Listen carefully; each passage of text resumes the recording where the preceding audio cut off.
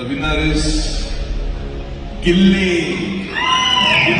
ನೀವೇ ಕೇಳಿದ್ರಲ್ಲ ಬಂಧುಗಳೇ, ಚಿತ್ತಾರ ಸ್ಟಾರ್ ಅವಾರ್ಡ್ ಅನ್ನ ನಮ್ಮ ಗಿಲ್ಲಿ ನಟರಾಜ್ ಅವರು ಪಡೆದಿದ್ದಾರೆ. ಅದರ ಜೊತೆಗೆ ಮತ್ತೊಂದು ಖುಷಿ ವಿಚಾರ ಏನಪ್ಪಾ ಅಂದ್ರೆ, ನಮ್ಮ ಕಾವ್ಯ ಅವರು ಕೂಡ ಚಿತ್ತಾರ ಸ್ಟಾರ್ ಅವಾರ್ಡ್ 2026 ಅನ್ನ ಪಡೆದಿದ್ದಾರೆ. ಹಾಗಾದರೆ ಗಿಲ್ಲಿ ನಟರಾಜ್ ಅವರು ಯಾವ ಕೆಟಗರಿಯಲ್ಲಿ ಸ್ಟಾರ್ ಅವಾರ್ಡ್ ಅನ್ನ ಪಡೆದಿದ್ದಾರೆ, ಹಾಗೇನೆ ನಮ್ಮ ಕಾವ್ಯ ಅವರು ಕೂಡ ಯಾವ ಕೆಟಗರಿಯಲ್ಲಿ ಸ್ಟಾರ್ ಅವಾರ್ಡ್ ಪಡೆದು ಯಾರ್ಯಾರು ನಾಮಿನಿ ಇದ್ದಾರೆ ಅಂತ ಈ ವಿಡಿಯೋದಲ್ಲಿ ನೋಡೋಣ ಬನ್ನಿ.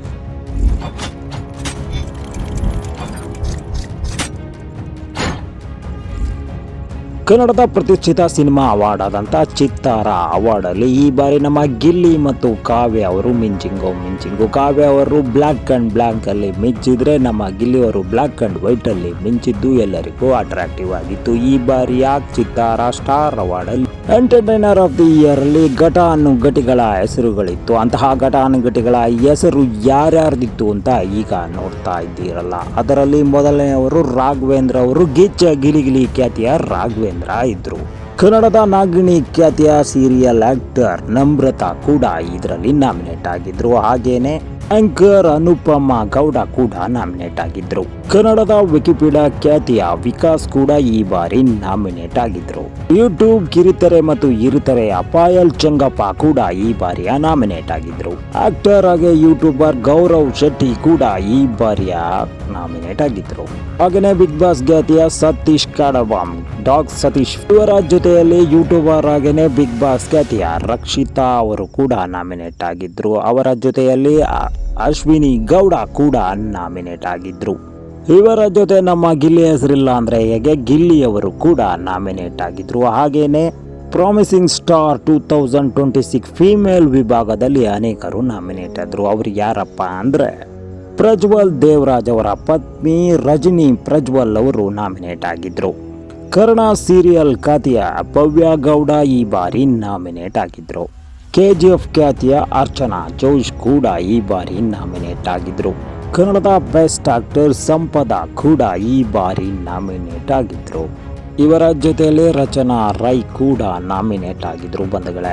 ಗಟ್ಟಿಮೇಳ ಸೀರಿಯಲ್ ಖ್ಯಾತಿಯ ನಿಶಾ ರವಿ ಕೃಷ್ಣ ಕೂಡ ನಾಮಿನೇಟ್ ಆಗಿದ್ರು.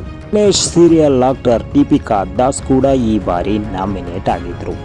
ಬಿಗ್ ಬಾಸ್ ಖ್ಯಾತಿಯ ಐಶ್ವರ್ಯ ಸಿಂಧೋಗಿ ಕೂಡ ನಾಮಿನೇಟ್ ಆಗಿದ್ರು ಬಂಧುಗಳೇ. ಫೇಮಸ್ ಸೀರಿಯಲ್ ಆಕ್ಟರ್ ರಜನಿ ಕೂಡ ಈ ಬಾರಿ ನಾಮಿನೇಟ್ ಆಗಿದ್ದು ವಿಶೇಷವಾಗಿತ್ತು. ಇವರ ಜೊತೆಯಲ್ಲಿ ಕಾವ್ಯ ಶೈವ ಅವರು ಕೂಡ ಪೈಪೋಟಿಗೆ ಇಳಿದಿದ್ರು.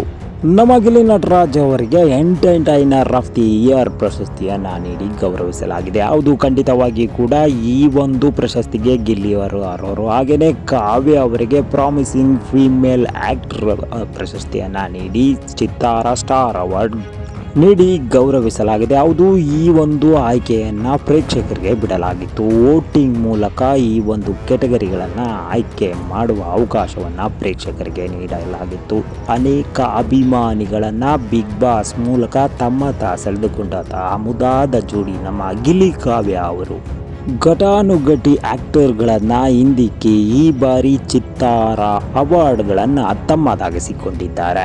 ನೀವೆಲ್ಲರೂ ಕೂಡ ಗಿಲ್ಲಿ ಮತ್ತು ಕಾವ್ಯ ಅವರ ಅಭಿಮಾನಿಗಳಾಗಿದ್ರೆ ಇವರಿಗೆ ದಯವಿಟ್ಟು ಕಂಗ್ರೆಟ್ಸ್ ಮಾಡೋದನ್ನ ಮರಿಬೇಡಿ. ವಿಶ್ ಮಾಡಿ, ಅವರಿಗೆ ಬೆಸ್ಟ್ ಆಫ್ ಲಕ್ ಹೇಳಿ. ಮುಂದಿನ ಫ್ಯೂಚರಲ್ಲಿ ಇವರ ಅದ್ಭುತ ಚಲನಚಿತ್ರಗಳ ಮೂಲಕ ನಮ್ಮನ್ನ ರಂಜಿಸುವಂತಾಗಲಿ ಅನ್ನೋದು ನಮ್ಮೆಲ್ಲರ ಆಶಯ ಬಂಧುಗಳೇ.